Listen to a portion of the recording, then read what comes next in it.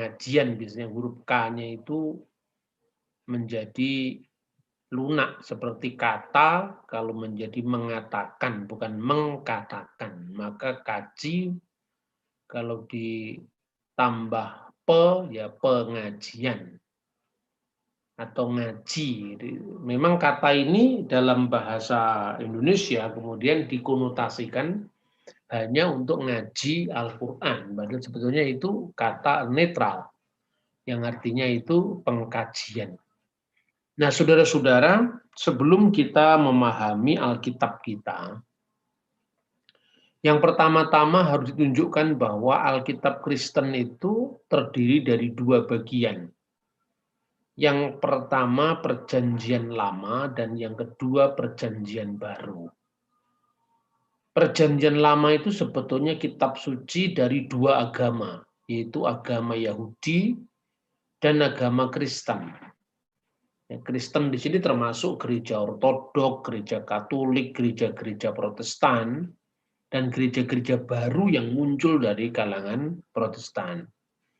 Nah, oleh karena itu, ketika kita menyebut kitab suci Perjanjian Lama, sebetulnya yang disebut Perjanjian Lama itu orang Yahudi menyebutnya Tanakh. Tanakh itu terdiri dari kitab Torah, Nevim, dan Ketuvim.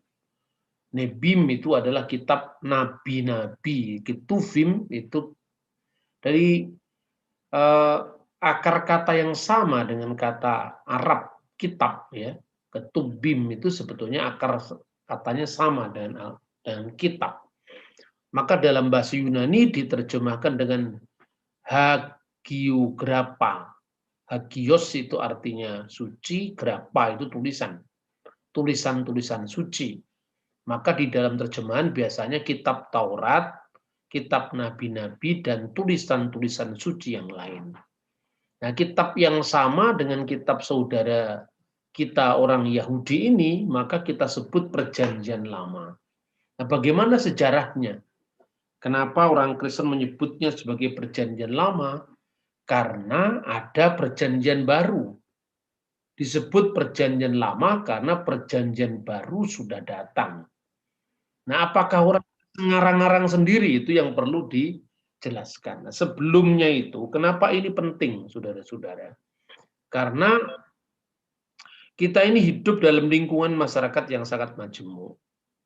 Dan pemahaman orang tentang kitab suci kita itu bisa berbeda-beda ketika itu disampaikan oleh pihak non-Kristen. Katakanlah misalnya ini kitab yang dipakai di lingkungan saudara-saudara kita Muslim. Jadi menjadi sulit itu dialog teologis antara Kristen dan orang-orang Muslim itu karena kedua agama itu memakai istilah-istilah yang punya akar kata yang sama. Seperti misalnya ketika kita bicara tentang Taurat, di Kristen ada Taurat, di Islam ada Taurat. Di Kristen ada Injil, di Islam ada Injil. Di Kristen ada nabi, di Islam ada nabi.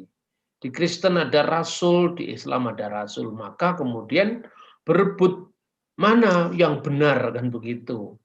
Nah, kadang-kadang kita memahami agama lain itu dari pemahaman yang sepihak. Ya, misalnya ini dalam pandangan Islam yang disebut kitab Taurat itu adalah kitab yang diturunkan Tuhan. Jadi ungkapan diturunkan itu bukan ungkapan Kristen. Itu adalah ungkapan Muslim. Kitab Musa yang diturunkan. Ya. Begitu juga Jabur, itu maksudnya Mazmur diturunkan. Injil diturunkan. Nah, kata-kata ini sebetulnya kata-kata yang tidak dipakai di lingkungan Yahudi dan Kristen. Nah, kata penurunan Alkitab atau nuzulnya kitab melalui malaikat Jibril itu ajaran Islam. Dan itu diindoktrinasikan tentu diindoktrinasi dari kanak-kanak ya, seperti kita juga mengajari anak-anak kita sekolah minggu.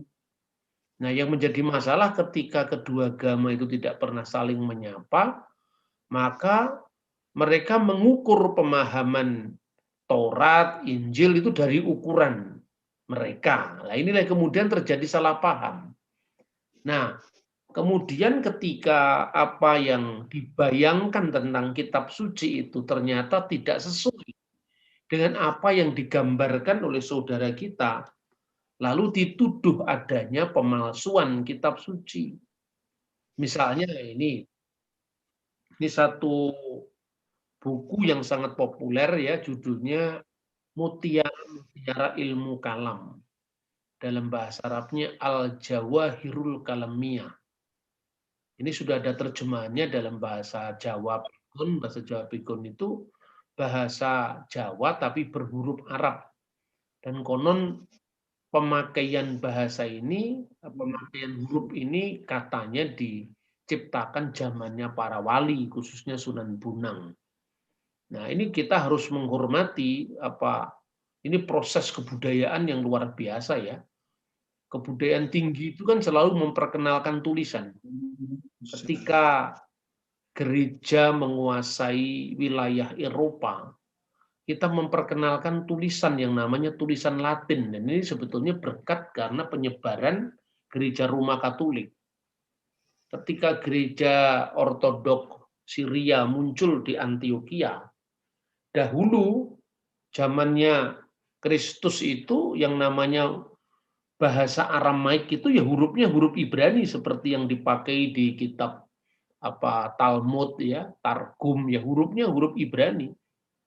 Tetapi ketika kekristenan membawa peradaban baru di wilayah yang berbahasa Aramaik, maka untuk membedakan antara bahasa Aram pra-Kristen sebelum Kristen dengan bahasa Aram setelah Kristen, itu diperkenalkan huruf baru. Dan huruf itu yang dikenal dengan huruf Suryani. Jadi kalau orang Yahudi tidak mengenal huruf Suryani yang kita pakai untuk Alkitab kita di gereja Maronit, gereja Ortodoks Syria, gereja Assyria Timur, mereka tidak punya. Nah, dari bahasa Syriak, bahasa Aram berhuruf Syriak itu, pertama-tama hurufnya masih mirip huruf Ibrani, itu yang disebut huruf dengan huruf estrangela atau estrangelu. Kemudian berkembang lagi menjadi huruf yang lebih sederhana, namanya serto atau serta. Dari huruf serto inilah yang kemudian menjadi huruf Arab yang dipakai oleh bangsa Arab, baik itu Islam maupun bukan Islam. Ini bukti bahwa penciptaan peradaban itu karena kemajuan yang menciptakannya. Salah satu cirinya adalah membuat huruf. Ketika orang Kristen menguasai Mesir berkat pelayanan Rasul Markus, orang Mesir sudah punya bahasa, yaitu bahasa hieroglif, bahasa Mesir kuno yang dipakai sejak zamannya Fir'aun. Ketika Kristen masuk di sana, bukti bahwa Kristen membawa kemajuan peradaban adalah menciptakan huruf, menciptakan kalender. Makanya ada kalender Anno Martiri, kalender Koptik. Tetapi juga ada huruf-huruf Koptik yang diambil dari huruf Yunani yang ditambahi 7 karakter yang tidak ada di dalam bahasa Yunani. Itulah ciri peradaban maju.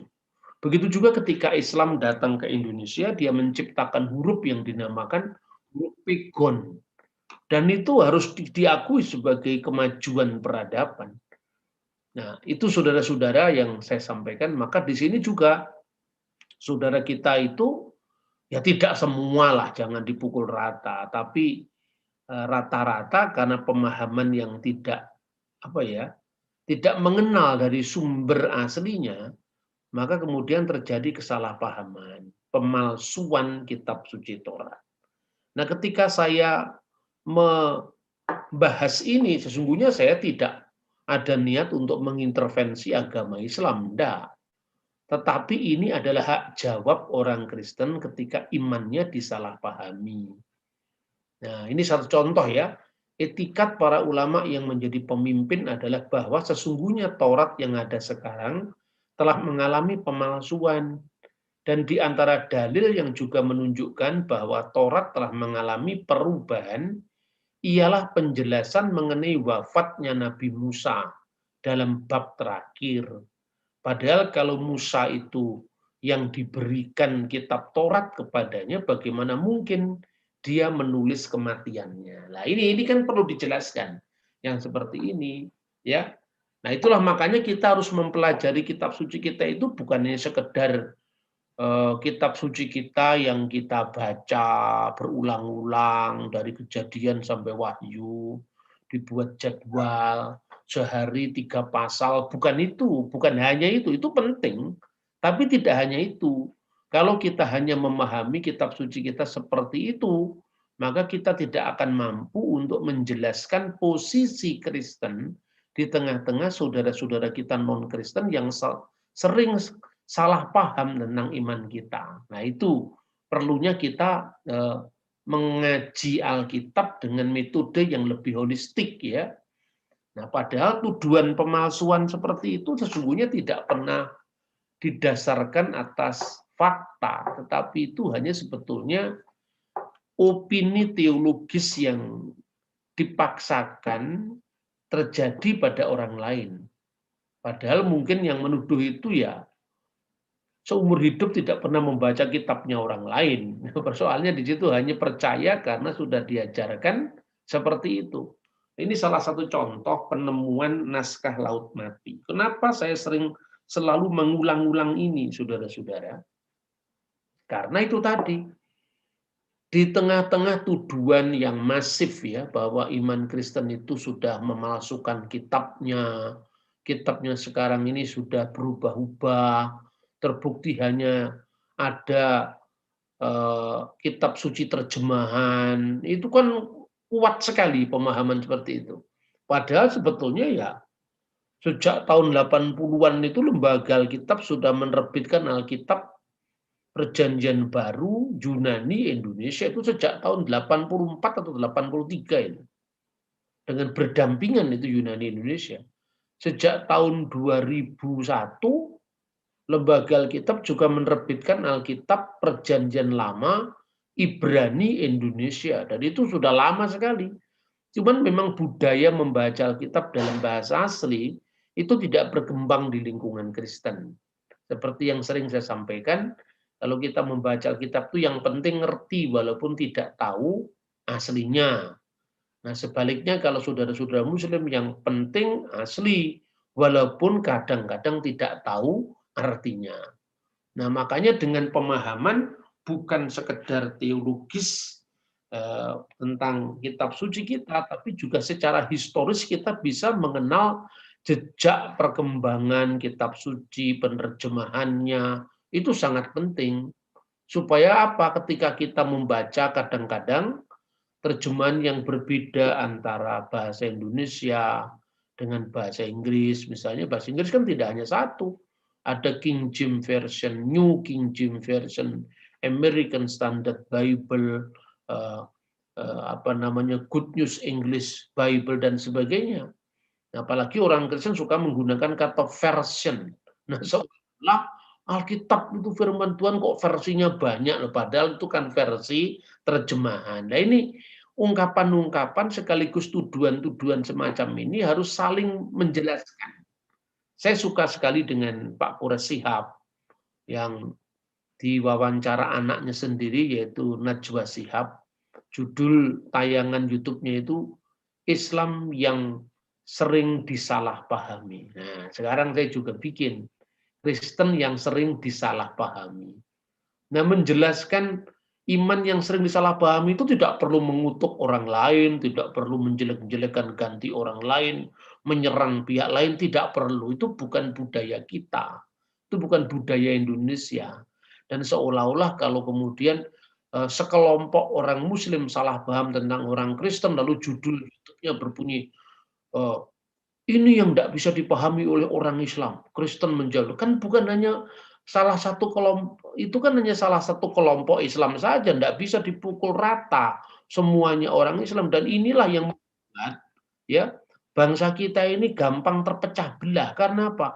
Mudah disulut satu kelompok yang salah paham dianggap suara seluruh kelompok itu. Gitu. Jadi mari kita belajar kitab suci, ngaji kitab suci, tapi juga ingatlah di mana Engkau hidup dan Tuhan menempatkan kita di sini, kita harus memberkati kota di mana kita hidup, memberkati negeri di mana kita hidup. Bukan kemudian kalau ada orang lain ekstrim, kita membalas dengan ekstremitas yang sama. Nah inilah, kan tidak sulit menjelaskan orang salah paham, ya seperti gayanya Pak Quraish Shihab itu loh. Islam yang sering disalahpahami. Nah ini saya juga mengatakan, Kristen yang sering disalahpahami, kan itu sama saja. Nah, caranya menjelaskan apa? Ya, apa yang dituduh palsu kita tunjukkan aslinya. Ini misalnya, yang ada di depan Anda ini adalah naskah dari kitab Kejadian. Kitab Kejadian itu bagian kitab Taurat yang nanti kita baca. Kenapa urutan-urutan kitab kita beda? Nanti kita akan bahas atau tapi memang harus pelan-pelan ya, harus apalagi kalau baru pertama ikut forum-forumnya ISCS itu memang harus perlu latihan ya. Jadi biasanya kan orang-orang ISCS itu enggak ekstrim, enggak ada yang ekstrim kita ini. Karena apa? Karena kita itu biasa memperkenalkan referensi yang banyak. Nah, orang yang biasanya baru tahu sedikit itu biasanya ekstrim. Karena ya memang tahunya cuma itu. Gampang sekali membuat pengkotakan hitam putih gitu loh. Ya, jadi seperti itu saya kira bukan iklim Indonesia itu ya. Nah, ini ada teks ini sebetulnya menunjukkan bahwa kitab suci kita ini tidak pernah berubah, tidak pernah dipalsukan ini loh. Kitab suci yang usianya lebih dari 2000 tahun coba masih eksis loh. Itu apa perkamennya atau kulit binatang di mana apa sudah bolong-bolong itu, tapi masih bisa dibaca itu hurufnya. Nah, itu yang baris pertama paling atas itu Elohim. Perhatikan di situ Elohim itu kalau huruf mimnya itu selalu besar ke bawah itu ciri khas dari huruf-huruf dari zaman sebelum Kristus, kira-kira abad pertama sebelum Masehi. Ya. Kemudian berikutnya itu Hasamayim, berarti kan huruf mimnya kan juga besar ke bawah. H aret. Pada mulanya Allah menciptakan langit dan bumi. Nah, kemudian bawahnya itu juga ada yang kepotong itu ya.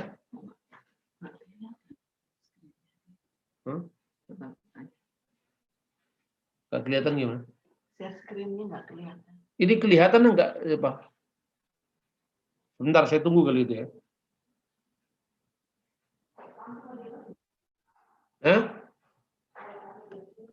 Kelihatan, Pak. Nah, ya bagaimana kalau nggak kelihatan share screen-nya kan orang nggak bisa ngikuti.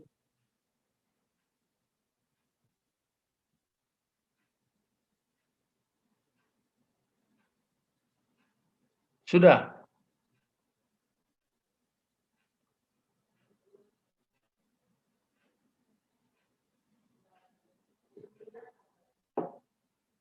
Belum kelihatan.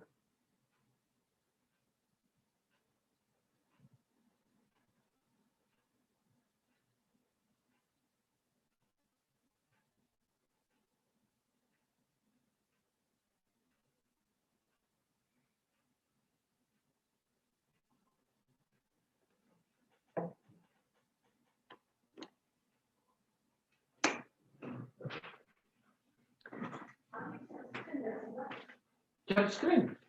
Kelihatan. Oh, gimana ini? Ada ngapain? Oh.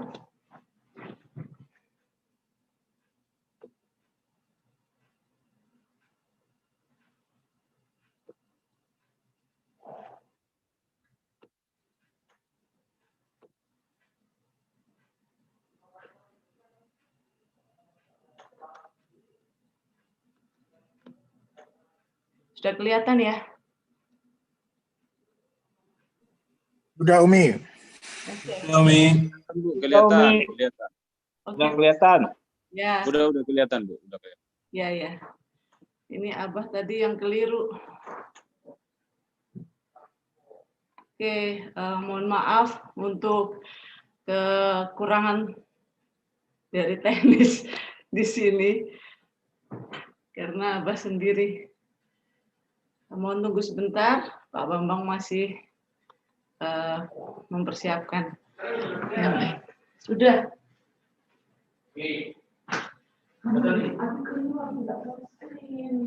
Tadi aku suara.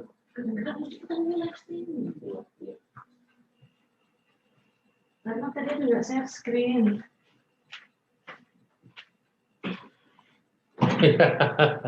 Sorry. Oke, kita lanjutkan.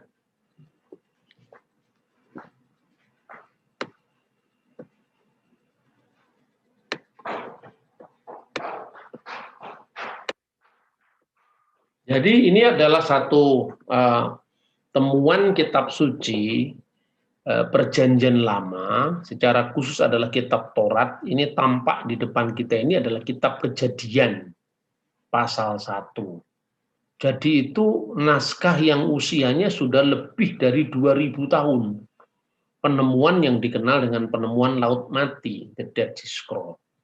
Yang kedua lagi, untuk khusus kitab Taurat itu yang terdiri dari 5 kitab ya, kitab Kejadian, kitab Keluaran, kitab Imamat, kitab Bilangan, dan kitab Ulangan. 5 kitab ini dimiliki oleh 3 komunitas agama yang berbeda dan berpisah selama ribuan tahun. Yang pertama orang-orang Yahudi.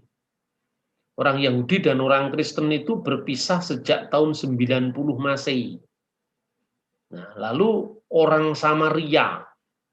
Orang Samaria itu berpisah dengan Yahudi kira-kira abad ketiga sebelum Masehi. Dan orang Kristen. Jadi Yahudi, Samaria, dan Kristen. Ya tentu kalau ada varian-varian teks itu naskah kuno manapun juga ada lah. Misalnya naskah Taurat Samaria dan Taurat Yahudi Kristen.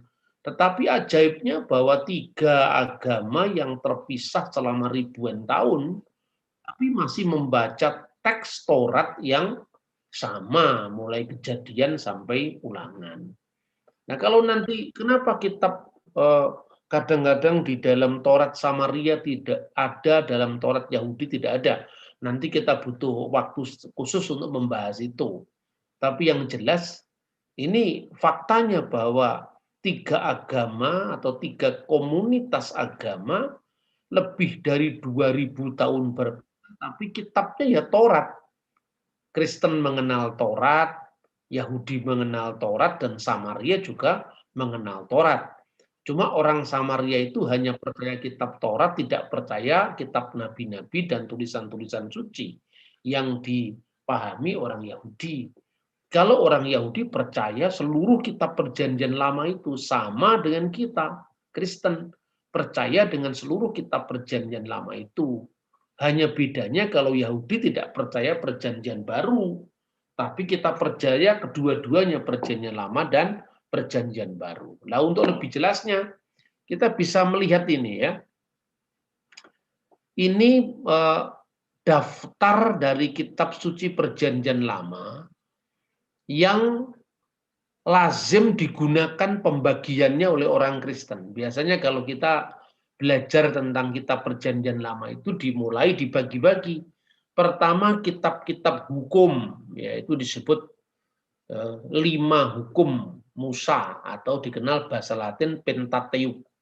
Itu terdiri dari kitab Kejadian, kitab Keluaran, kitab Imamat, kitab Bilangan, kitab Ulangan. Kemudian yang kedua pembagiannya kitab-kitab sejarah berdasarkan temanya. Kitab-kitab sejarah itu terdiri dari kitab Yosua, kitab Hakim-Hakim, kitab Rut, kitab Samuel, tapi dibagi menjadi 2, 1 Samuel, 2 Samuel, 1 Raja-Raja, 2 Raja-Raja, 1 Tawarik, 2 Tawarik, dan kitab Esra, kitab Nehemia, kitab Ester. Itu digolongkan dalam kitab-kitab sejarah, karena temanya memang mengandung sejarah. Yang ketiga, kitab-kitab kebijaksanaan. Di situ ada kitab Ayub, kitab Mazmur, kitab Amsal, kitab khotbah, kitab pengkhotbah, dan kemudian kitab Kidung Agung. Kemudian kitab nabi-nabi itu dibagi menjadi nabi-nabi besar, yaitu kitab Nabi Yesaya, Yeremia, Ratapan, Yehezkiel, dan Daniel. Lalu kitab-kitab nabi kecil, Hosea, Yuel, Amos, Obadiah, Yunah atau Yunus, Mika, Nahum, Habakuk, Sefanya, Hagai, Zakaria, dan Maleaki. Nah, itulah yang kita warisi dalam Alkitab kita yang disebut Alkitab Kristen. Nah, di dalam Alkitab kita yang beredar dalam bahasa Indonesia itu kita memakai urutan ini untuk yang terjemahannya. Yang terjemahan saja bahasa Indonesia, baik terjemahan baru, terjemahan lama, terjemahan bahasa Indonesia masa kini, kita ngikuti urutan ini. Tapi Bapak Ibu, kalau Bapak Ibu membaca Alkitab yang terbitan Perjanjian Lama saja, yang diterbitkan oleh Lembaga Alkitab Indonesia, judulnya Perjanjian Lama Ibrani Indonesia, itu sudah terbit. Itu berdampingan, ada bahasa Ibrani, ada bahasa Indonesia. Seperti orang Islam ada bahasa Arab, ada bahasa Indonesia. Tetapi kitab yang terakhir itu kok kitab Tawarik, bukan kitab Maleaki. Lah ini jangan bingung. Saya sudah beberapa bulan lalu masa pandemi ini di WA oleh seseorang. Dia warga gereja biasa. Pak, lama kita tidak ketemu. Saya lagi membaca bukunya Pak Bambang. Lalu saya juga baru beli buku. Buku apa itu? Perjanjian Lama Ibrani Indonesia. Ini saya bingung. Loh, kenapa bingung? Kok kitab Perjanjian Lama diakhiri kitab Tawarik, Pak, kok bukan kitab Maleaki? Ya, itu bingung. Kenapa? Karena kita membaca Alkitab tidak pernah melihat sejarahnya.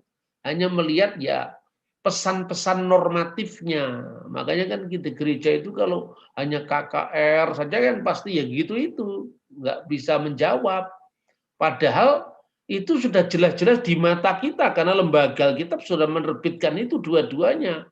Kenapa kok yang Ibrani Indonesia itu kitab Tawarik, kitab yang terakhir? Nah, itu karena kita ngikuti kanon Ibrani. Dan kanon Ibrani itu teks aslinya itu yang dipakai orang Yahudi memang seperti itu. Urutannya yang disebut Tanakh tadi. Tanakh itu singkatan dari Torah, yaitu kitab Taurat. Torah itu bahasa Ibrani. Diterjemahkan dalam bahasa Arab Taurat. Kemudian Nevim. Nevim itu kitab nabi-nabi. Ketubim itu kitab yang lain.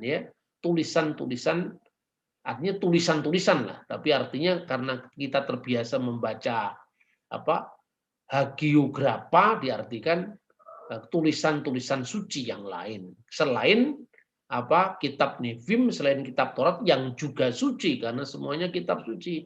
Nah, itu pembagiannya seperti ini, Ada kitab Taurat, ada kitab nabi-nabi, dan ada kitab-kitab yang digolongkan dengan ketubim. Nah, karena urutan ketubim itu pertama kali itu adalah Mazmur, maka Tuhan Yesus mengatakan seperti yang tertulis tentang anak manusia dalam kitab Taurat Musa, dalam kitab nabi-nabi, dan kitab Mazmur. Itu dikatakan Yesus di dalam Lukas pasal 24 ayat 44. Kenapa? Karena Tuhan Yesus mengikuti Tanakh tadi. Urutan pertama, kitab Ketubim itu adalah kitab Mazmur. Maka Tuhan Yesus menyebut kitab Taurat Musa, kitab nabi-nabi, dan kitab Mazmur. Berarti Tuhan Yesus membaca sistematik Ibrani ini. Tetapi ketika Matius mengutip Yesaya pasal 7 ayat 14, dia mengutip kata Parthenos, yang artinya Matius mengutip Yunani lah. Yang Yunani itu yang urutannya kita pakai di Indonesia itu. Kapan Alkitab kita diterjemahkan dalam bahasa Yunani? Itu abad ketiga sebelum Masehi oleh orang-orang Yahudi di Alexandria. Nah, dalam urutan Yunani Ya seperti sistematik yang kita ambil dari Alkitab bahasa Indonesia yang hanya terjemahan saja. Kalau dari teks aslinya, yang ini tadi kitab Tawarik yang terakhir. Nah, lebih lanjut, bagaimana kita bisa memahami urutan-urutan Taurat tadi ya? Kalau kitab Taurat itu pertama Genesis, karena diawali dari kata Ibrani Beresit ya, maka disebut kitab Beresit, Sefer Beresit. Yang kedua disebut Shemot, karena diawali dengan kata Ele Shemot. Inilah nama-nama, maka disebut Shemot. Judul Exodus itu diambil dari judul Yunani, yaitu jadi judul Septuaginta. Lalu imamat orang Lewi, karena dipakai kata-kata wajikra. Lalu yang kedua Bamidbar, ya, karena kata-kata yang pertama adalah Bamidbar. Wajikra itu imamat orang Lewi, Bamidbar itu adalah kitab bilangan, ya. Kemudian Devarim, Elehadibarim, karena itu disebut kitab ulangan, itu Deuteronomi, itu bahasa aslinya adalah Devarim. Nah, itu urutan kitab Taurat. Nah, kitab Taurat yang sama itulah yang dibaca oleh orang Yahudi yang tidak percaya Tuhan Yesus, orang Samaria yang tidak percaya Tuhan Yesus dan tidak percaya kesucian kota Yerusalem, ya, dan orang Kristen yang percaya Tuhan Yesus tetapi kitab sucinya masih sama.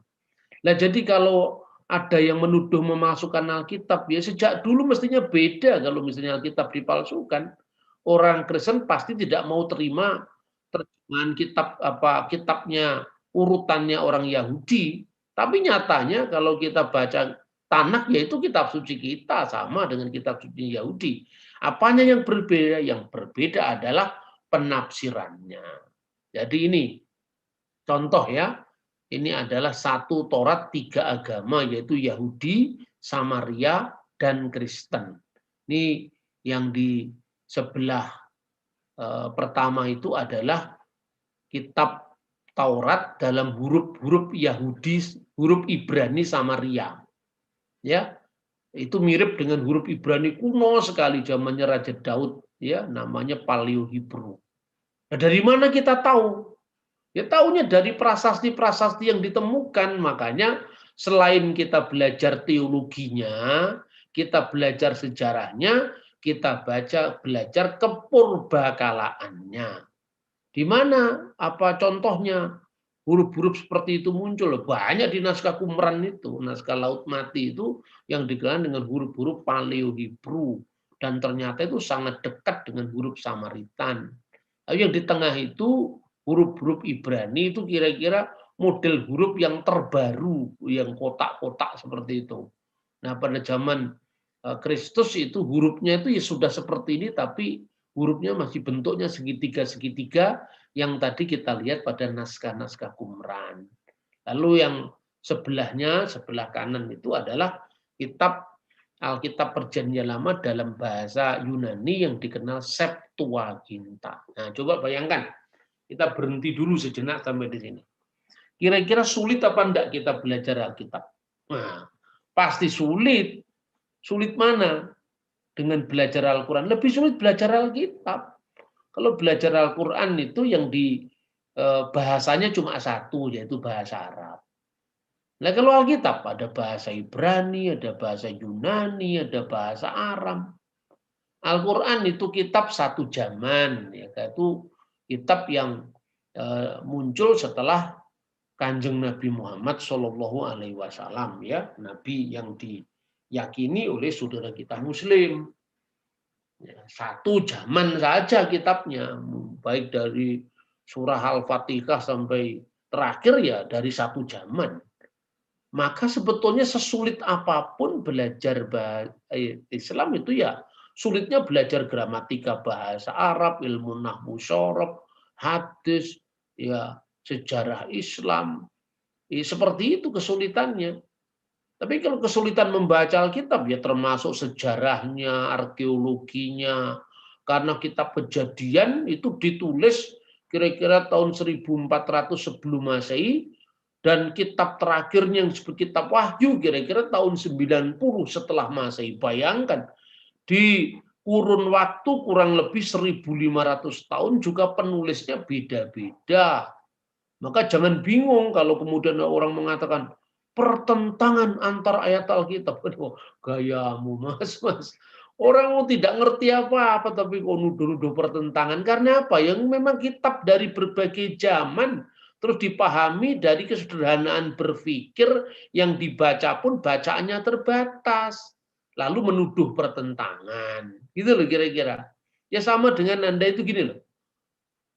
Membaca Alkitab itu seperti Anda membaca, misalnya ini, perbandingan, tidak persis sama loh. Saya kadang-kadang ngomong perbandingan, dianggap menyamakan. Kadang-kadang kita ini, semangat apologetik kita ini keterlaluan.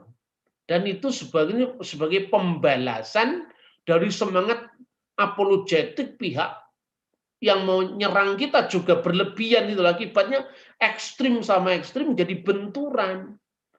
Ini bukan sikap kompromi sama sekali bukan.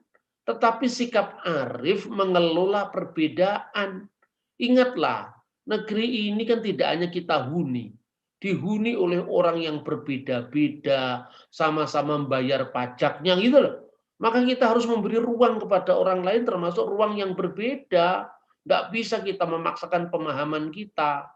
Orang yang gampang-gampang menyamakan itu sekalipun itu tidak sama, itu juga salah. Tapi orang yang gampang-gampang membeda-bedakan sekalipun masa titik temunya tidak ada sama sekali, itu juga sama salahnya, sama ekstrimnya. Dan yang kedua, yang ketiga, biasanya refleksinya terus menjadi apa ya? Menjadi rendah karena apa? Karena sudah diliputi oleh semangat apologetik yang berlebihan, menempatkan orang lain itu sebagai lawan, bukan sebagai mitra lagi. Nah ini contoh-contoh seperti ini yang perlu saya sampaikan. Maka dari awal tadi saya memberikan contoh. Kalau Anda lagi jengkel sama misalnya ustadz yang suka nyerang iman Kristen, ingatlah senyumnya Pak Jokowi. Pak Jokowi kan juga Islam. Ketika Anda marah sekali ekstrim karena Natal diharam-haramkan, ingatlah senyumnya Pak Quraisy Shihab. Kan juga beda. Sekalipun kita memang berbeda, tapi kita memang bisa bersama-sama kan? Nah, maka bedakan yang seperti itu. Beragama itu tidak hanya buru benar secara ortodoksi, kebenaran ajaran, tetapi juga benar secara kelakuan. Itu yang disebut ortopraksi. Nah, satu contoh misalnya. Kurang apa sih sebetulnya orang Parisi itu, munafiknya? Di zaman Tuhan Yesus ya, sampai Tuhan Yesus mengatakan kamu itu seperti kuburan yang dari luar disaput bersih, tetapi di dalamnya tulang-tulang berserakan. Tetapi Tuhan Yesus tidak pernah menyangkal hak orang Parisi duduk di atas kursi Musa. Maka dikatakan mereka telah duduk di atas kursi Musa. Artinya ketika orang Parisi itu mengajar, silahkan kamu dengar. Tapi kelakuannya jangan kamu contohkan itu kan. Artinya apa? Ortodoksi orang Parisi itu diakui oleh Yesus. Dalam banyak hal nanti saya berikan contoh. Yesus juga menggunakan metode yang dipakai oleh kaum Parisi di dalam berkhotbah, seperti khotbah di atas bukit. Ya. Tetapi perhatikan sekarang. Orang Samaria itu kurang baik seperti apa? Kurang belas kasih seperti apa orang Samaria itu. Tuhan Yesus juga menghantam sikap yang memusuhi orang Samaria. Dia memberikan contoh tentang orang Samaria yang baik hati. Orang lain yang karena semangatnya membenci pihak yang berbeda itu sudah diubun-ubun lah kira-kira orang Yahudi itu. Yesus malah memberi contoh tentang orang Samaria yang baik hati dan pertanyaannya, manakah di antara keduanya yang memahami sesamanya kira-kira seperti itu. Orang yang tergerak hatinya oleh belas kasihan. Kenapa dia mengatakan orang Samaria? Gengsi dia karena kebaikan kok bisa muncul di kalangan orang Samaria. Nah, ketika Yesus berada di perigi Yakub ya, dia mengatakan apa? Kamu menyembah yang tidak kamu sembah. Yang kamu menyembah Allah yang tidak kamu kenal. tetapi kami menyembah Allah yang kami kenal. Karena keselamatan datang dari bangsa Yahudi. Artinya apa? Orang Samaria itu secara ortodoksi sama Tuhan Yesus disalahkan. Imannya salah. Tetapi kelakuan hidupnya dijadikan percontohan. Nah ini loh, makanya bahaya kalau beragama itu mentalnya hitam putih. Orang yang mentalnya hitam putih itu tidak bisa hidup di iklim Bhinneka Tunggal Ika. Begitu ada kesalahan pihak lain, dan itu dilakukan oleh agama A misalnya. Seluruh agama itu disalahkan. Nah seperti ini yang namanya mental hantam kromoisme. Ya. Dan itu memang semangat seperti itu terus ada.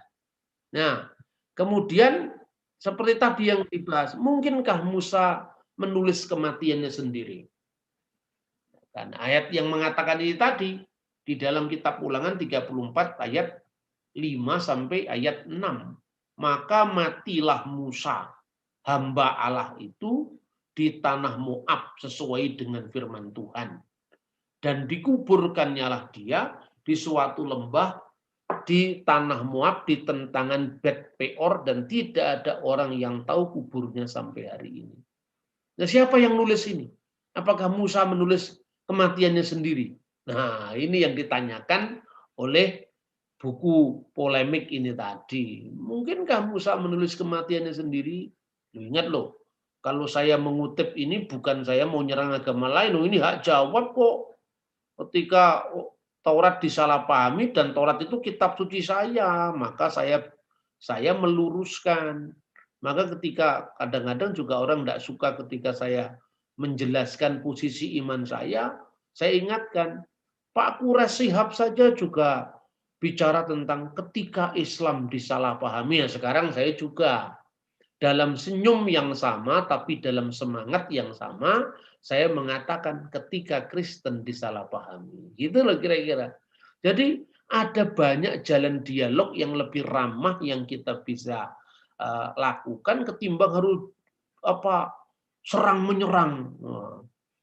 Habib Rizik diam mendengar ceramah Bambang Nurasena seperti inilah, itu kan bukan saya itu. Yang memberi judul bukan saya itu. Makanya kadang-kadang ini kok saya ini nggak suka perang, saya ini nggak suka konflik. Kenapa YouTube yang mengutip ceramah saya itu selalu dikasih judul bombastis itu? Itulah sebabnya kenapa saya membuat channel YouTube sendiri, supaya aslinya Bambang Nurasena itu keluar, bukan seperti yang di frame atau diberi judul oleh orang lain. Nah, semangat seperti inilah yang saya bangun, saya rintis sejak 20 tahun yang lalu. Kami adakan pertemuan-pertemuan ilmiah bersama para Madinah, bersama IAIN. Ini bukan kompromi, jelas. Kemana-mana saya bicara Yesus itu Tuhan, kok kompromi? Itu loh. Kadang-kadang orang itu susah ini dengan pemain-pemain baru yang kurang membaca, tapi suka suka sekali konflik gitu. Nah kalau kita tidak suka orang lain itu berpotensi keras untuk gereja kita, kita juga jangan membuat kekerasan verbal terhadap orang lain. Kan begitu saudara-saudara. Nah lalu tentang bagaimana pemahaman bahwa kitab Taurat itu, kenapa ada kematiannya Musa? Kenapa kok ditulis itu kan judul-judulnya kan jelas bukan dari Tuhan gitu loh. Karena dia sudah menggambarkan kitab Taurat itu sesuatu wahyu yang turun dari langit didiktekan kepada Nabi Musa. Itu kesalahan menilai orang lain dari frame of reference agamanya dia. Padahal jelas itu orang Yahudi dan orang Kristen pandangannya sama. Semua tulisan itu diilhamkan oleh Roh Kudus. Kalau orang Yahudi mengatakan Dibra Torah, ya, kilison bini Adam, bahwa Taurat itu berbicara seperti bahasa anak-anak Adam. Maka dengan demikian, ketika melihat Musa dalam Alkitab dijelaskan kematiannya, coba ini baca, ini traktat dari Talmud yang namanya Baba Batra 15a. Guru berkata, Yosua menulis kitab yang menyandang namanya, maksudnya Sefer Yosua, ya, Yehosua. Jadi kitabnya yang disebut kitab Nabi Yosua itu. Dan 8 ayat terakhir Taurat. Pernyataan ini sesuai dengan kewenangan yang mengatakan bahwa 8 ayat dalam Taurat ditulis oleh Yosua. Seperti yang tertulis, lalu matilah Musa, hamba Tuhan itu di sana. Sekarang apakah mungkin Musa yang sudah mati bisa menulis kata-kata Musa meninggal di sana? Yang benar, sampai ayat 4 Musa menulis, dan dalam titik ini sejak ayat 5, maka Yosua lah yang menulis. Nah ini, karena kita sekarang kan baru pengantar ya bicara tentang teks-teks Alkitab. Suatu saat kalau Anda membaca teks Alkitab bahasa Indonesia dan Anda bingung, nah maka saya kasih introduction seperti ini supaya kita tidak bingung. Nah contoh ya, tadi saya bilang metodenya kaum Farisi oleh Yesus dipakai. Ya, ini contohnya. Ini traktat yang namanya Pirkei Avot. Artinya itu etika bapak-bapak ya. Abot itu bapak-bapak, arti bapak-bapak apa? Bapak-bapak bangsa, itu bahasa Aram itu. Bapak-bapak bangsa Israel. Menulis begini. Musa menerima Taurat dari Sinai. Ya, jadi Musa menerima Taurat dari Sinai karena Taurat itu diberikan Tuhan. Nah, itu jadi Musa ini adalah sumber utamanya Taurat karena dia yang menerima Taurat dan menyerahkannya ke Yosua. Lalu Yosua menyerahkannya kepada para tua-tua Israel. Dan tua-tua Israel menyerahkannya kepada para nabi. Dan para nabi menyerahkannya kepada anggota Knesset. Knesset itu Mahkamah Agama. Mereka memiliki 3 ucapan. Menjadi pertimbangan dalam mengadili, mendidik murid-murid, dan membuat pagar mengelilingi Taurat. Perhatikan ini. Jadi duluan mana urutannya antara nabi-nabi dan tua-tua Israel? Lebih dulu tua-tua Israel. Nah ini pemahaman seperti ini tentu tidak cocok dengan pemahaman Islam. Nabi adalah orang yang menerima wahyu dan tidak wajib menyampaikannya kepada umatnya. Rasul adalah setiap orang yang menerima wahyu dan wajib menyampaikannya kepada umatnya. Nggak cocok dengan ini. Dan memang karena memang itu bukan agama Yahudi, bukan agama Kristen, itu Islam. Ya kita harus agree in disagreement, setuju dalam ketidaksetujuan, bahwa kita memiliki pandangan yang berbeda. Jadi kenapa Musa memberikannya kepada Yosua, Yosua memberikannya kepada tua-tua. Tua-tua itu jumlahnya 70. Jadi Israel jumlahnya 12, ya. Maka ada pola Musa, 12 suku Israel, 70 tua-tua. Baru muncul yang namanya nabi-nabi. Makanya nabi-nabi nanti kalau dalam pandangan Yahudi ada nabi-nabi awal, Nevim Risonim, dan Nebim Akaronim, dan nabi-nabi akhir. Nah, kita akan belajar. Kemudian fungsinya Taurat itu untuk apa? Jadi transmisinya itu Musa kepada Yosua, Yosua kepada para tua-tua atau seknim kepada para nebim. Kemudian untuk apa Taurat diberikan? Yang pertama menjadi pertimbangan dalam pengadilan. Jadi Taurat itu memiliki makna code atau hukum positif atau undang-undang. Makanya Yesus diadili berdasarkan Imamat pasal 24 karena dianggap dia menghujat Allah dengan dia mengaku diri sebagai anak Allah atau sebagai yang berdiri di sebelah kanan Allah karena dia menyamakan dirimu dengan Allah sekalipun kamu manusia biasa. Kata orang Yahudi kan seperti itu. Berarti Taurat memiliki fungsi apa? Fungsi untuk pengadilan. Kedua, untuk mendidik murid-murid. Nah, murid-murid itu talmid dan bahasa apa namanya jamaknya talmidim. Makanya panduannya Talmud. Nah, Talmud itu orang Yahudi menyebutnya sebagai Taurat lisan. Ada Torah Sebiktop, Torah yang tertulis, dan Torah Sebealpeh, Torah lisan. Torah lisan itu yang dalam pandangan Yahudi Talmud. Tetapi Kristus tidak semuanya menerima itu.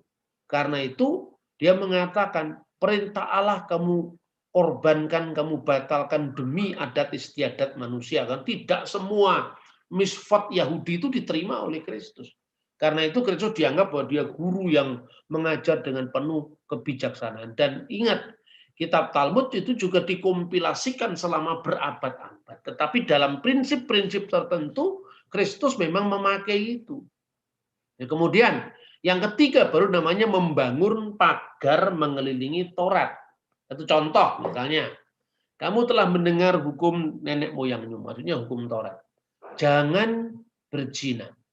Tetapi aku berkata kepadamu, barang siapa melihat seorang wanita dan mengingininya dalam hatinya, dia telah berzina. Inilah yang disebut siyak la Torah, membangun pagar mengelilingi Taurat.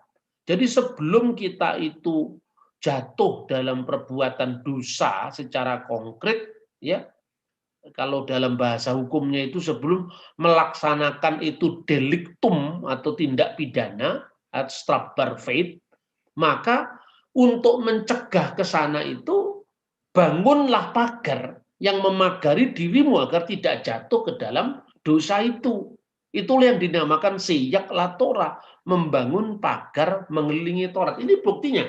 Berarti ketika Kristus mengatakan mereka berhak duduk di atas kursi Musa, itu memang artinya ada pengakuan tentang otoritas orang Farisi dalam dia mengajarkan kitab Taurat, sekalipun kelakuannya tidak boleh kita contoh. Berbanding terbalik dengan orang Samaria yang kelakuannya dipuji, tetapi ortodoksinya sama Yesus tidak diakui. Sehingga Kristus mengatakan bahwa keselamatan datang dari bangsa Yahudi.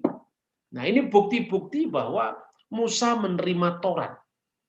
Lalu Musa meneruskan itu kepada Yosua, dan Yosua pun juga menulis Taurat. Ini kan teks Keluaran 17 ayat 14 misalnya jelas sekali Tuhan mengatakan tulislah semua itu sebagai peringatan, ya, dalam sebuah kitab, ya, sebuah kitab. Makanya tulislah sebagai zikaron basefer dalam sebuah kitab. Kemudian Keluaran pasal 24 ayat 4. Jelas sekali wayiktob Muse et divre Adonai. Lalu Musa menuliskan segala firman Tuhan itu. Berarti Musa menulis. Lalu ketika Musa selesai menuliskan perkataan hukum Taurat itu, jelas sekali dikatakan Musa menulis perkataan HaTorah, hukum Taurat itu, dalam sebuah sefer, dalam sebuah kitab, dari perkataan sampai penghabisan. Kemudian perkataan yang sama di dalam Yosua pasal 24 juga terdapat di sana. Dan Yosua menuliskan semuanya itu dalam kitab hukum Allah. Dalam terjemahan lain kitab hukum Allah. Tapi teks bahasa aslinya di situ et hadivarim ha'eleh bisefer Torah, Torat Elohim. Dalam Torat Elohim. Berarti di sini Musa menulis Taurat dan diteruskan oleh Yosua. Maka tradisi para rabi di dalam di dalam Baba Batra tadi 15a dibenarkan oleh teks Alkitab sendiri. Karena apa? Aktivitas penulisan Taurat khususnya bagian-bagian terakhir itu juga dilakukan oleh Yosua. Nah, kemudian ini tidak usah saya bahas, itu pembahasan berikutnya. Sekarang kembali ke ketika kita disalahpahami tadi. Ingat ketika saya menjelaskan itu seperti ini, saya ajak mengingat ceramahnya Pak Quraisy Shihab. Dengan senyumnya yang khas, teduh, lembut, ya, beliau menjelaskan ketika Islam disalahpahami. Nah, sekarang saya juga gitu. Ketika Kristen disalahpahami. Kalau gara-gara di dalam kitab terakhir Taurat itu ada proses peredaksian oleh pihak lain. Artinya zamannya Yosua, yang Yosua kan juga nabi kan, maka sekarang juga bisa dibandingkan oleh saudara-saudara Muslim. Apakah wahyu yang pertama diterima oleh Kanjeng Nabi dalam pandangan Islam? Iqra bismi rabbikal ladzi khalaq, khalaqal insana min alaq, dan seterusnya kan. Nah, sekarang pertanyaannya, kalau kita membaca ayat kitab Al-Quran, urutan pertama apa sekarang ini? Al-Fatihah. Kenapa bukan al-alaq? Artinya dalam proses pembukuan Quran itu ada penyusunan selanjutnya setelah zamannya Kanjeng Nabi kan? Ya ada lagi mengatakan itu diawasi Kanjeng Nabi, itu diawasi Jibril, terserah lah. Tapi yang jelas bahwa ada proses penyusunan. Penyusunan itu baik diawasi Jibril atau diawasi Nabi, itu kan persoalan yang yakin ya silakan. Itu kita tidak boleh mengintervensi keyakinan orang. Tapi artinya bahwa di situ ada proses. Ayat-ayat Makkiyah, kadang-kadang ayat Makkiyah itu ayat yang muncul di Mekah, kadang-kadang ditaruh di belakang. Ayat Madaniyah di depan, termasuk surat Al-Alaq di mana Nabi pertama kali menurut Islam, sejarah Islam menerima wahyu itu ditempatkan jadi surat yang ke-96 itu, surat Al-Alaq itu. Jadi artinya apa? Ada proses yang pembukuan yang secara kronologi tidak sama gitu loh. Makanya banyak ulama kemudian menyusun kronologi Al-Qur'an. Misalnya asbabun nusulnya Jalaluddin Nasuyuti. Itu kan menggambarkan bagaimana sebab musabab ayat itu muncul yang disebut asbabun nusul. Gitu loh.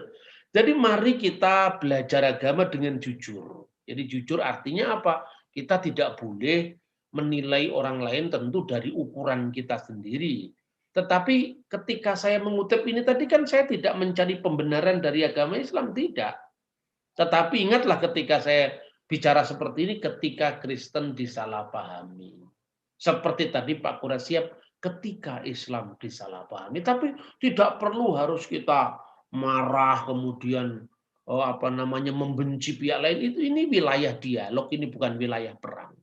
Nah, Tanak itu kita terima sepenuhnya, mulai dari kitab Kejadian sampai kitab Tawarik.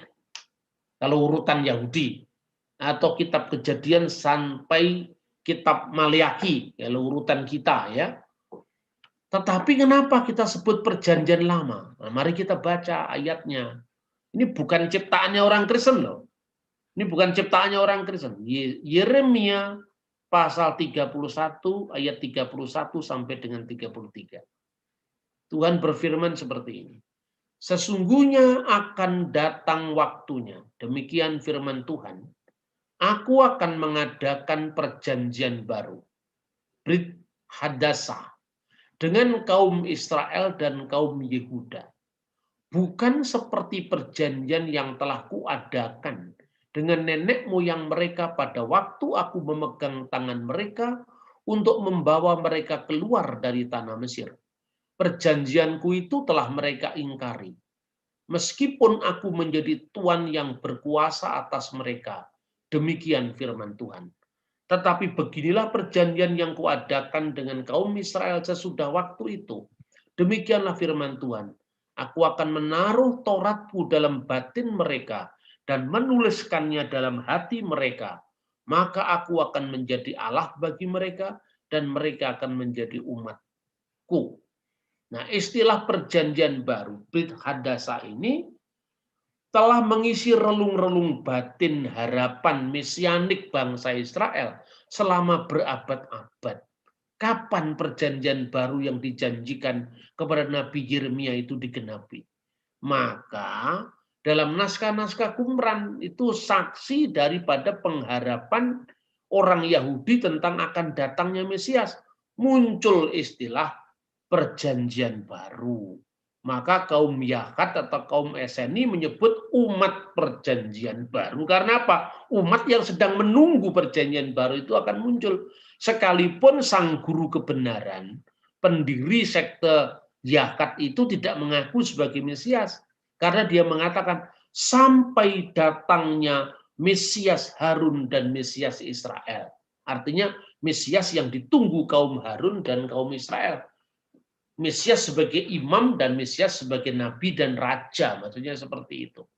Lalu Yesus sendiri menggenapi harapan mesianik Yahudi. Ketika orang Kristen memahami itu dari sabda Yesus, perjanjian baru oleh darahku. Jadi Yesus mengesahkan perjanjian baru itu dengan darahnya di pengorbanannya Kalvari. perjanjian baru yang dimateraikan oleh darahku. Dicatat dalam 1 Korintus pasal 11 ayat 25. Maka itulah penggenapannya. Nah sekarang karena muncul istilah perjanjian baru, maka yang lama tadi disebut perjanjian lama inilah. Bukan seperti perjanjian yang telah kuadakan dengan nenek moyang mereka pada waktu aku memegang tangan mereka untuk membawa mereka keluar dari tanah Mesir. Nah, perjanjian itu sudah diingkari. Itulah yang oleh orang Kristen disebut perjanjian lama. Itu mencerminkan pemahaman Kristen tentang dirinya sebagai penggenapan nubuat Yeremia 31 ayat 31. Karena datangnya perjanjian baru, maka perjanjian yang telah mereka ingkari itu disebut perjanjian yang lama. Itulah perjanjian Sinai yang melahirkan umat perjanjian lama dalam istilah Kristen. Lalu kapan penggenapannya? Ketika peristiwa turunnya Roh Kudus pada perayaan Pentakosta yang ada di Yerusalem. Dan itu terjadi di rumahnya Rasul Markus, yaitu ibunya Rasul Markus, yaitu Bunda Maria, Maria, ibundanya Yohanes yang disebut Markus, itu tempatnya di sana. Di mana Bunda Maria ibu Yesus juga terbiasa ada di situ ketika Yesus dilaporkan bangkit dari antara orang mati. Dan di antara rasul-rasul yang menunggu-nunggu itu juga ada bundanya Yesus, Bunda Maria. Maka kalau pada zaman dulu turunnya Taurat 10 perintah Tuhan itu ditandai dengan penulisan loh batu oleh tangan Allah sendiri, maka dalam perjanjian baru karena mereka menuliskan hukumnya itu di batin mereka ini, teksnya ini, teks nubuatnya ini. Aku akan menaruh Tauratku dalam batin mereka dan menuliskannya dalam hati mereka. Karena itu maka Roh Kudus memasuki kepala para murid dalam bentuk lidah-lidah api. Itulah penggenapannya, makanya kitab suci Kristen.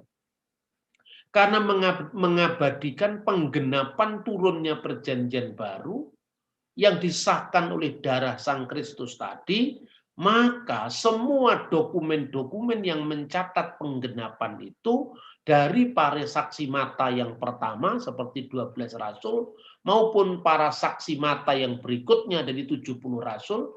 Saksi mata yang pertama 12 rasul itu misalnya Matius, Yohanes. Saksi mata yang berasal dari saksi mata yang tidak mula-mula. Saksi mata yang kedua yang berasal 70 rasul itu misalnya Lukas dan Markus misalnya. Itu disebut kitab suci perjanjian baru. Ya, mulai kapan kitab suci Kristen disebut dengan perjanjian baru? Nah, kita belajar sejarah sekarang. Kita ini kan enak, sudah ada kata perjanjian baru, sudah ada kata perjanjian lama, kan itu kan? Nah, karena kita tidak belajar runutan sejarahnya, maka gampang sekali pemikiran kita ini fragmentaristik, terpotong-potong.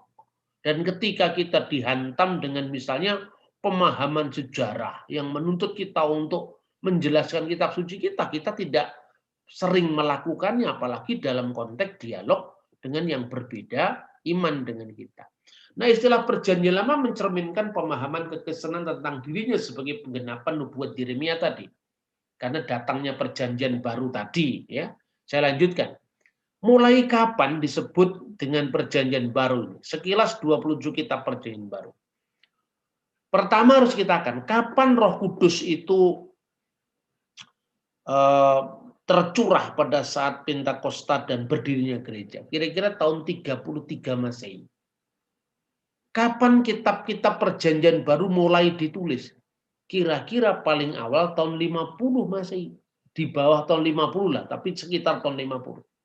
Berarti antara tahun 33 Masehi sampai tahun 50, gereja ini tidak punya perjanjian baru. Nah itu loh. Makanya pemahamannya mesti harus pemahaman sejarah. Nggak bisa kalau sekedar harafiah, perang ayat nggak bisa. Ayatnya itu muncul dalam konteks sejarah. Gitu loh. Nah sekarang pertanyaannya, antara tahun 33 sampai tahun 50 itu, gereja apa kitabnya? Ya kitab perjanjian lama Pak. Nah kalau perjanjian lama apa bedanya dengan Yahudi? Wong Yahudi tidak percaya Yesus kok. Nah bedanya di mana?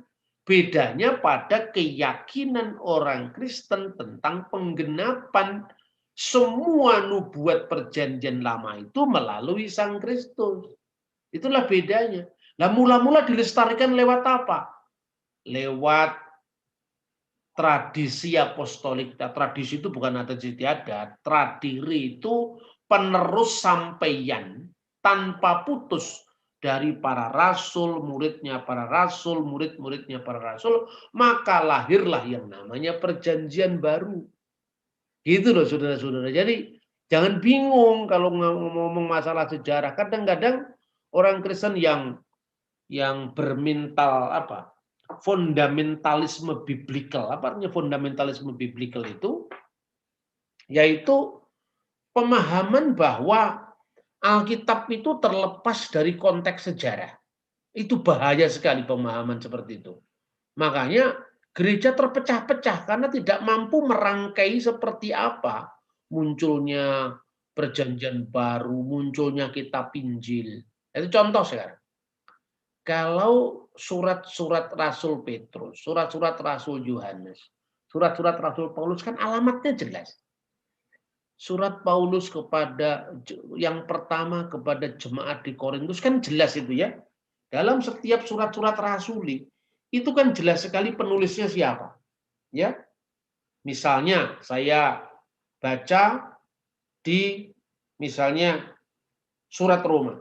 Dari Paulus hamba Kristus Yesus yang dipanggil menjadi rasul dan dikuduskan untuk memberitakan Injil Allah. Kan jelas. Alamatnya dari Paulus. Ini contoh lagi. Dari Paulus dan Timotius, hamba-hamba Kristus Yesus kepada semua orang kudus dalam Kristus Yesus di Filipi. Jelas, itu surat Filipi. Nih, misalnya lagi.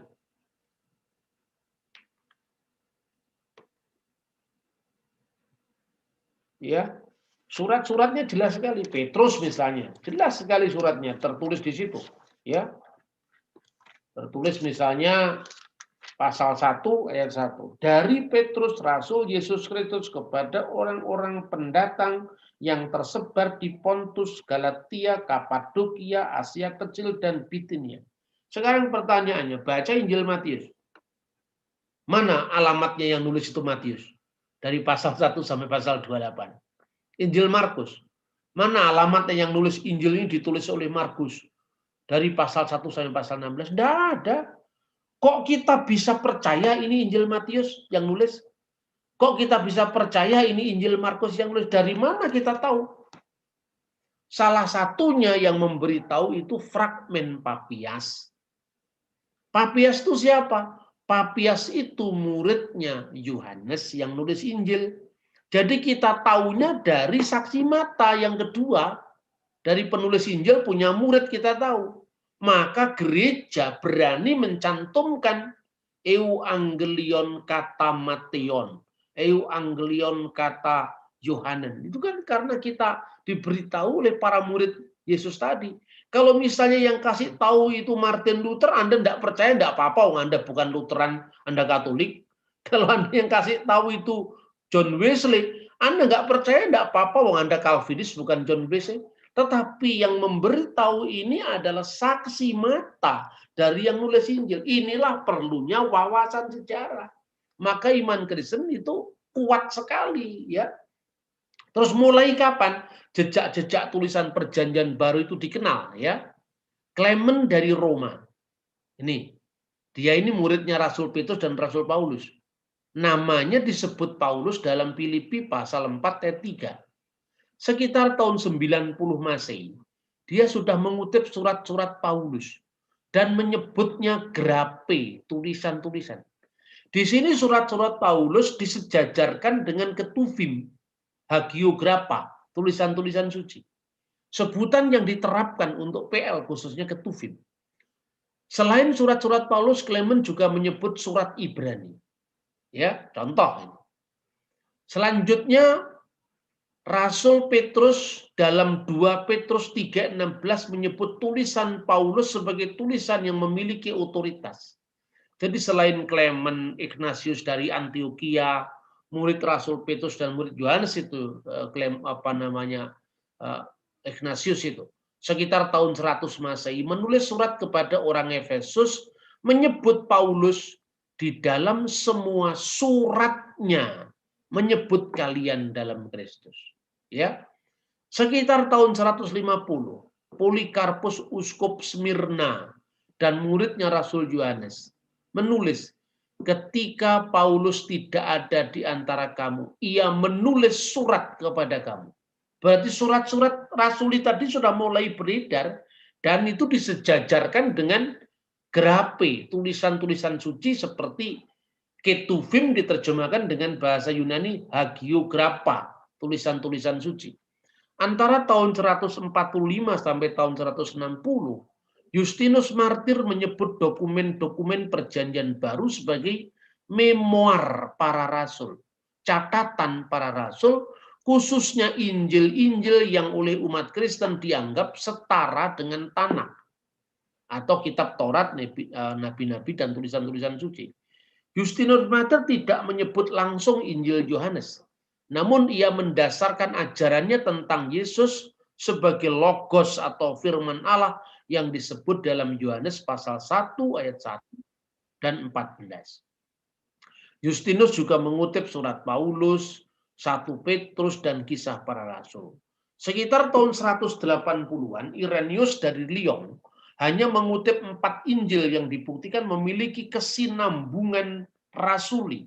Karena pada zamannya sudah mulai muncul buku-buku palsu seperti Injil Yudas. Katanya Irenaeus, ada sekte Kain yang memperkenalkan buku palsu yang disebut Injil Yudas, dan itu pemalsuan dari kaum Gnostik. Kenapa ini saya jelaskan? Tidak sekedar kita baca ayat.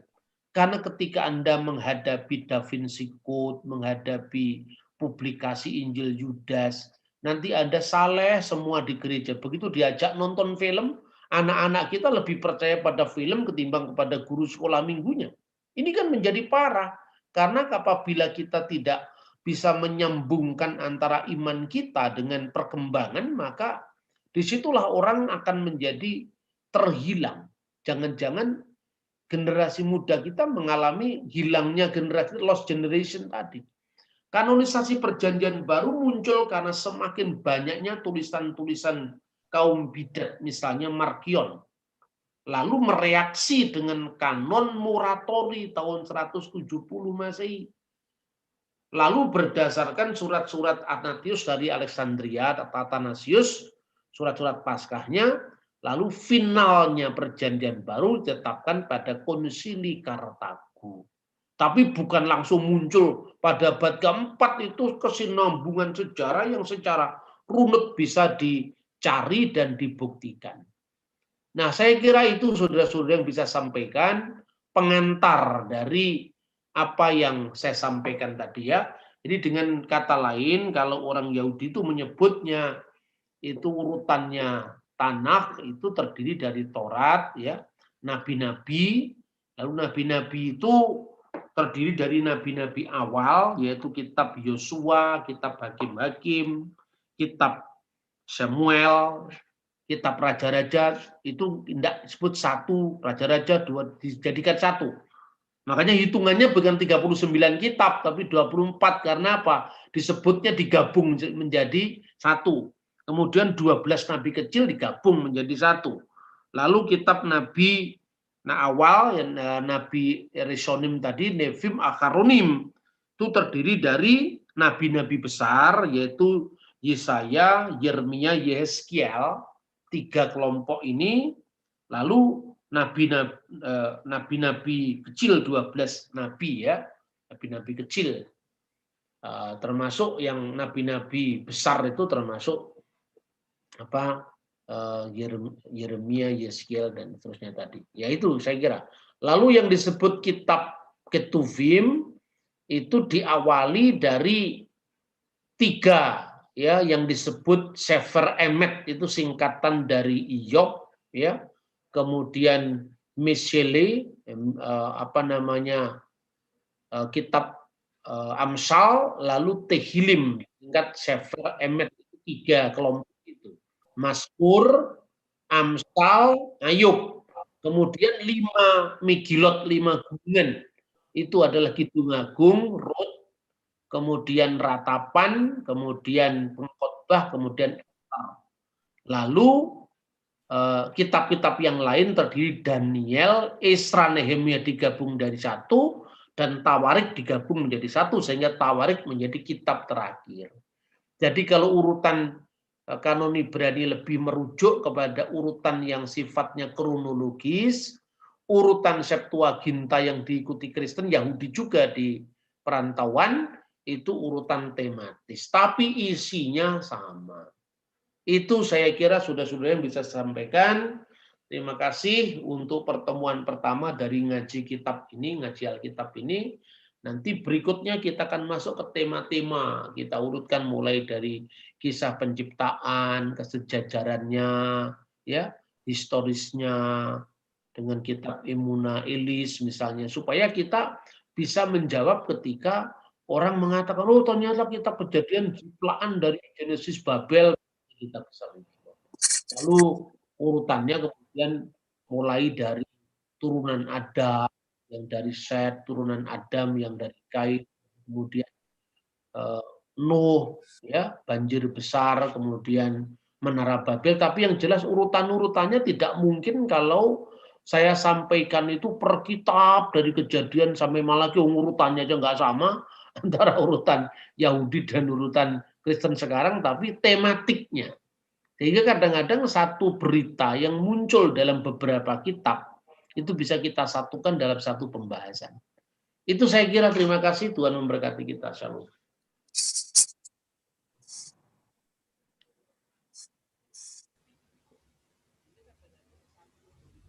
Ya, halo. Ya, bentar.